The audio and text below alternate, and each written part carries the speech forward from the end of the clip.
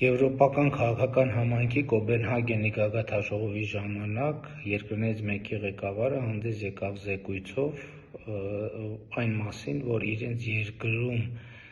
դեզինֆորմացիոն տեխնոլոգիաներ կիրառողները նախապես հանդես են եկել սոցիոլոգիական հարցումով, պարզելու համար, թե որ ոլորտներում դեզինֆորմացիան է, որ հանրության վրա առավել մեծ նեգատիվ ազդեցություն կունենա նրանց տրամադրելու պետության և կառավարության դեմ, և պարզվել է, որ դրանք 4 ոլորտներն են. առաջինը ազգայնությունը կամ ազգայինությունը, երկրորդը եկեղեցին,